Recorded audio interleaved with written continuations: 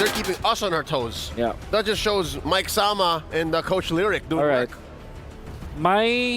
If I were to bet choice here, Nisu. Definitely is. We'll see how that ends up changing the maybe play style. I know we've seen Maro for so long, but as we jump into the land of Dawn here for this game at #1, once again, nothing to lose for either of these teams. So how do they adjust to this? How do they go about this game? We already talked about the dynamic that could change. You know, of course, now that they brought out Maro for this lineup for Twisted Minds, and over on the other side, Team Spirit, man, after a rough series, I'd say, from what we saw with Team Liquid, adjustment-wise, you know, they might as well just, I don't know, risk reward factor where they go for these assassin picks, you know, for the most part. Now, on the other side, too, you have to look, because the Fredrin is locked in here, and it's a Fredrin versus an Alpha with a Warcry emblem, mind you.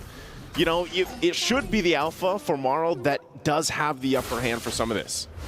I think now, though, you can definitely see for Team Spirit, at least, they're trying to make that adjustment happen, right? They're already going for a more damage output, team fight, kind of skirmish, high-paced gameplay now with their composition, with Hiko getting on, I would say, this is the first time we've seen Hiko on a winning matchup, on a hero that wants to go for the snowball and the fights early on. And also for Maro, we were talking about, you know, if Maro isn't really comfortable on the Assassins, maybe another damage output hero that could fit his style would be the Alpha. And he does pick up the Alpha now. So I would say it's still within his comfort zone. Also for Bomba, this was the hero that he was able to pop off on back in M5. Sanji going to be zoned away from this minion wave. Okay, so he's zoned out. You know, at this point, like we said, usually, hold on, Sanji? A lot of damage placed down. Sanji gonna be forced back very, very low. Super crazy plays in the bottom lane. Yeah, already aggressive, you know, very aggressive, but that's kind of what we expect, where things are kind of falling into place, especially early on in the meta right now. With the first turtle being up here, both junglers having that level 4 build. Cuffin also has it, but now they got that little XP they needed. Good battle blast. Over with the taunt as well. Maro getting a few vengeance. Reset. Sawa walking up again, posturing up, trying to zone Hoda away from this turtle, and he will be able to do so, baiting out the Eternal Guard. And now the penalty zone right into the Venus Fury and the Flicker to knock Maro off. First blood over to Kid Bomba as Maro will fall as well. Bomba just recalling in his face as he picks that double kill up. Yeah, Kid Bomba's going to go ahead and do that. I mean, at least, you know, he's feeling a little bit better in this game to start with. We're going to take a look at the replay brought to us by STC. You see a great penalty zone again into the Minoan Fury. Really good layering of these ultimates being utilized. And then, like we said, Revenge Strike able to get that revenge for Kid Bomba. Picks up the double already. So when we're talking about the lane matchups, man, XP Lane having the 2 kills over the Paquito might be enough to go ahead and keep the Paquito contained, I'd say. For sure. I think at this point as well, Team Spirit, they're going to be able to find so much more room around the map. The fact that they got the prio in the XP so early on up against a Paquito, Sanji, he should be able to actually get that prio when it comes to just wave clear in the lane. But the fact that, you know, obviously Kid Bomba got it first, he was able to rotate quicker. Maro wasn't able to get level 4 because obviously then for Cuffin, he was kind of forced to stay in the mid lane to hold off a lot of the pressure that was coming from the rest of Team Spirit. You know, I guess one of the things that I've been seeing since watching Team Spirit really play here is part of the playstyle that's changed from them. I know the guys on the panel saying, oh, hold on, Retri already used. Sanji should be fine. Mm-hmm. He doesn't have the flicker, but he has those dashes. Okay, so going back to it, you know, they talked about this on the analyst desk here for a bit. And the playstyle difference that we're seeing from Team Spirit, I think I agree. You know, it's been time that they don't have the time to adjust throughout these group stages. They are very brutal, if I'd say. And with that, I think when you look at the playstyle that they're bringing to this game #1 already in the series, it's an adjustment that they made just from today alone. It's too bad, you know, that they aren't going to get to go on forward because Twisted Mind and Team Spirit, the way that they play in this game is already really resembling of how they've learned throughout the group stage. And now they're on the second turtle again, trying to push the pace here. Sunset Lever, dishing a lot of damage. Maro now with the flicker forward with the final slash. Big Salo down, but Kid Bomba is able to displace them with the penalty zone. Maro jumps in with the vengeance as well as Sanji comes in with a knockout strike and a few dashes. Kid Bomba displaced into the Curse Blast as two-man stun connect with a taunt as well. Now with the vengeance, but a minute Fury goes in. The Appraiser's Wrath still dealing damage. Kid Bomba is able to sustain with the War Axe that he bought earlier. It's still a 1-for-1 trade. Both roamers taken down. And that's the body of Smith or the body of Kid Bomba, because he did not go down at all. And now Hiko's gonna fire back against Sano.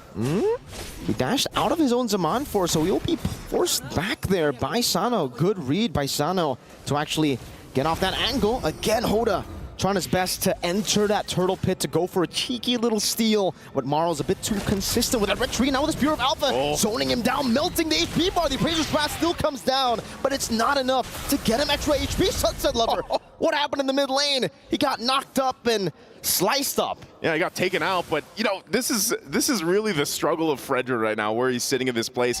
He's having such a difficult time in the current metagame, which is weird because he was on top for so long. And even for Hoda here, you know, you're thinking concussive blast, that works great. You're trying to keep up with the alpha in the jungle, but you know, back when we used to see the Fredrin roll with the Brave Smite, sometimes that Appraiser's Wrath might have given enough health to extend the fight, and then maybe Sanji could have helped him. But so far, Fredrin, man, has been struggling to find a footing in the current pace of things.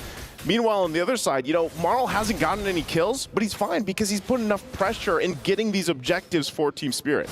Okay, Bomba walking up now. Tween the hammer, goes for the penalty zone, gets canceled out with final slash 2, but now gets the motivation roar, and Maro will be forced out away. Gets zoned in by the penalty zone, isolated from the team, and now Kid Bomba 5-0. That's a big Bomba. That's a big Bomba. He does not go down.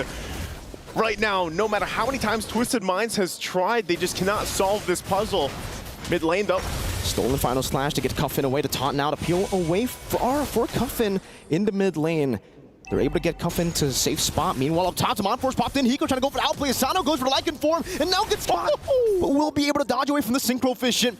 Sunset Lover and Marl. They smell blood in the water. Sano, he's going to have to recall a bit further back there on the tier 2. Good Spear of Alpha to threaten the kill, as Sano almost chose to recall in the wrong spot. I was going to say, he was cutting it close. So far, yeah, Miracle, man, there's been fight after fight, and I feel like this is becoming more of the norm. You know, every single lane has something happening, and really you don't have that slow buildup right now, because at least with these two teams here fighting for this turtle is not going to happen, because Team Spirit has controlled most of it. Mid lane again. Maro has the flicker, goes for the final slash. It's going to be sidestep. Maro goes for the vengeance. Flickers out as the Eternal Guard comes down. Sunset Lover steals away to Lycan form. Try to go for the last hit there, as Sanji just keeps on cutting the waves in the bottom lane. Is going to be recalling Sawo. What a read! Straight with a flicker into the Zaman Force, into the Synchro Fission. Say goodbye to Sanji. He gets punished for cutting the wave. This is a very different Team Spirit, at least we're seeing in the series. Kid Bomba, like we said, so difficult to kill here. Even with multiple members, he's able to just take it on. Sunset Lover, though, will take the final slash. Spear of Alpha. Now, Maro losing all of his HP straight into Maro's final slash of that spear. My goodness. Marl finds Maro. Maro finds Maro. Marl finds Maro. You know, and with that Team Spirit, they will go ahead and get that turret down in the mid lane. This is perfect timing for them, by the way, because this will lead into that first Lord about a minute away from this. You know, with this kind of lead, too, that they've got themselves, you know, 6,000, almost 7,000 gold ahead. Just look at the difference here, of course, between Kid Bomba and Sanji. Who you got? I got to go with the Bomba, man. You got to go with the Bomba? I thought Sanji was, you know, your guy, you know, because he's in Liquid. Oh, it's Twisted Minds Sanji. Okay. That's the other Sanji. He's got the 2 eyes. He's got the 2 eyes, you know? Sanji? Sanji. I think that's how we can go with that, you know? Definitely. But hey, to be honest, Sanji is a big point in turning this thing around, I feel like, because Paquito so far, we saw the playmaking potential we saw from the last series, you know, against Team Spirit on what could happen there.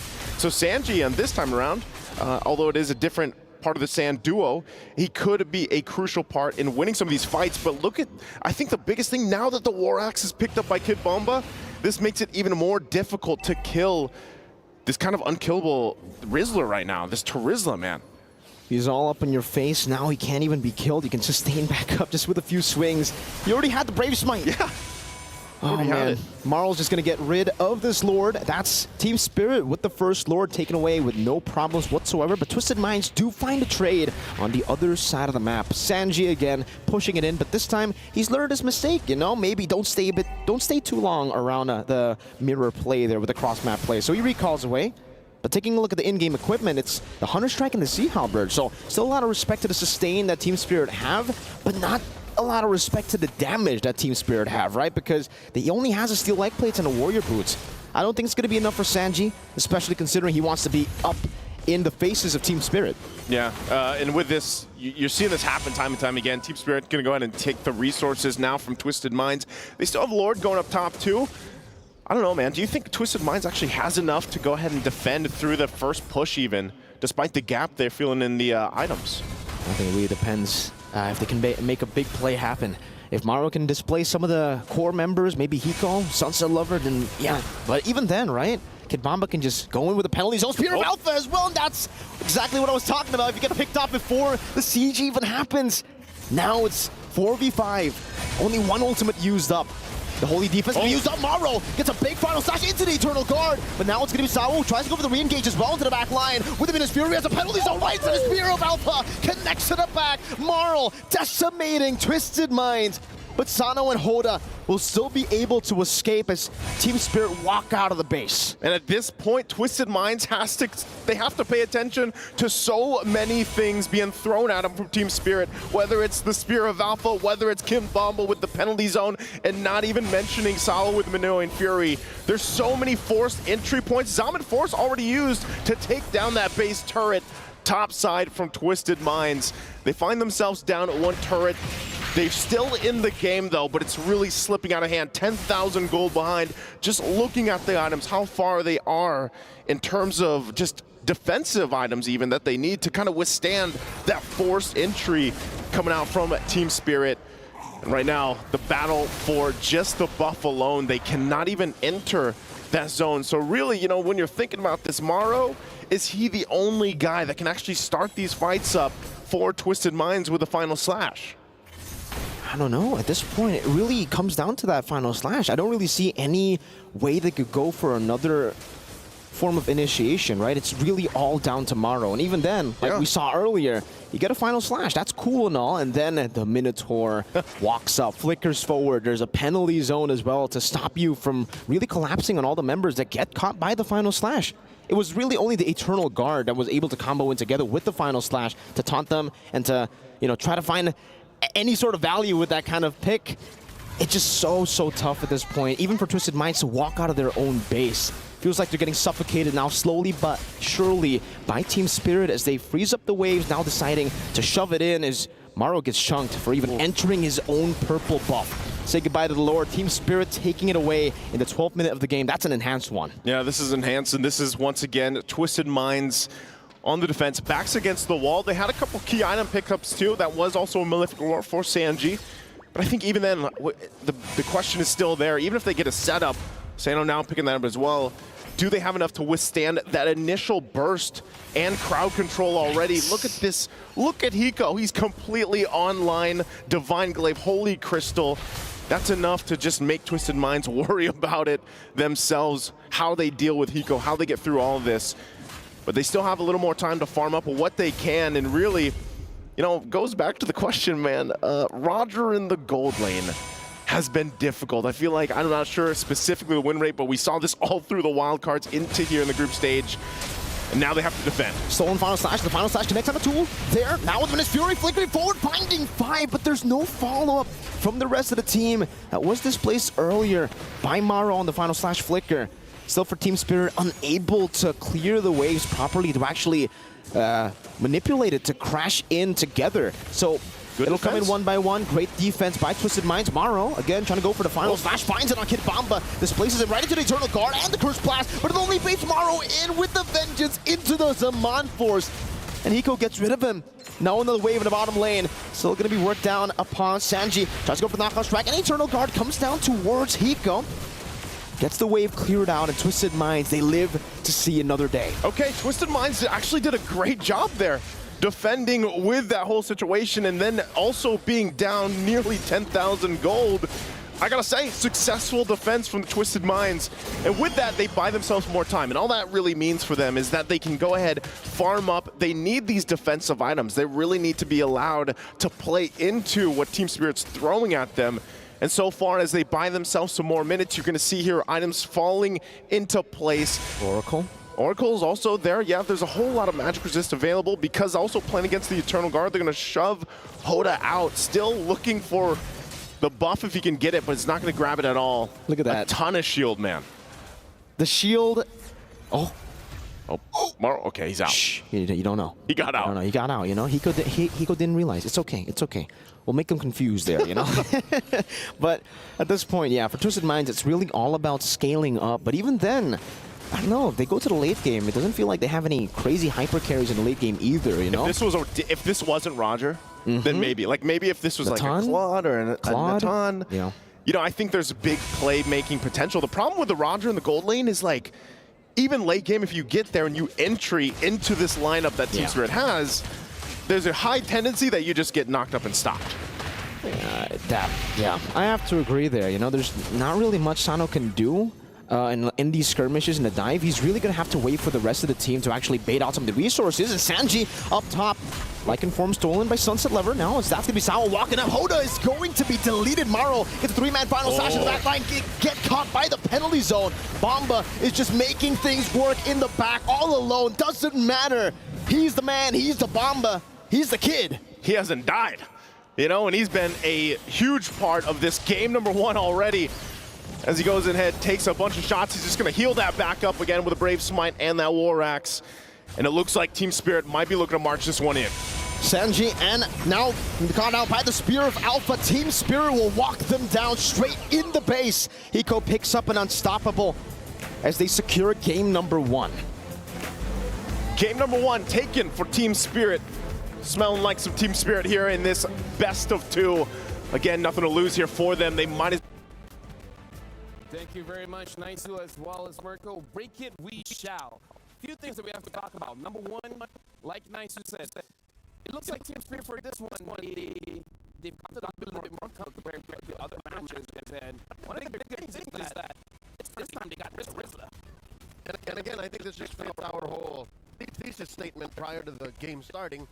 Team Spirit, these dudes, they need time to acclimate to the metagame, how far they can take their aggressive playstyle. I agree with number one, but I'm still waiting for number two. Wait, what? You said number one. First, for number two. and then what's... Oh, the number two was the Terizla. Okay. Well, which I also agree. Yeah. Which I also agree. Today is not a day of disagreement because I feel like Terizla for Kid Bomba is not only a good meta here,